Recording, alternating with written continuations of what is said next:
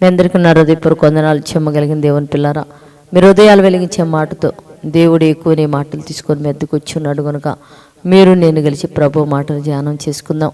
ప్రభు మాటలు ధ్యానం చేసుకోబోయే ముందు రాత్రికాలం నుంచి మిమ్మల్ని, మీ కుటుంబాలని, మమ్మల్ని, సంఘాన్ని, భూమి మీద ఉన్న ప్రతి బిడ్డని జ్ఞాపకం చేసుకొని ఊపిరిని, జీవాన్నిచ్చి కృప చూపిన దేవుడికి మన ప్రభు అయిన యేసుక్రీస్తు వారి నామములో వందనాలు తెలియచేసుకుంటూ, ఈరోజు దేవుడు ఏ మాటల చేత మన హృదయాలు వెలిగించాలనుకుంటున్నాడు ఆ మాటలు ఒకసారి మనం చూడగలిగితే కీర్తన గ్రంథం 119 అధ్యాయము 15 వచనంలో మరి మాట్లాడుతూ దేవుడు ఏమంటున్నాడంటే, నీ ఆజ్ఞలను నేను ధ్యానించేదను, నీ త్రోవల అందు మన్నించదు అని అన్నాడు. అంటే నీ ఆజ్ఞలు నేను గైకొన్నప్పుడు నీ త్రోవలో ఉన్న వారిని నేను మన్నించేదు అని అన్నాడు. మన్నించడం అంటే దేవుని పిల్లారా, ఎవరైనా నా ఎడల ద్రోహం చేసినా, పాపం చేసినా అట్టి వారిని నేను క్షమించే గుణము నాకు రావాలంటే నేను నీ ఆజ్ఞలు ధ్యానించినప్పుడు ఇవి నా దగ్గరికి తప్పకుండా వస్తాయి. కనుక నా శత్రువునైనా ఎవరినైనా నేను మన్నిస్తాను భక్తుడు చెప్తున్నాడు.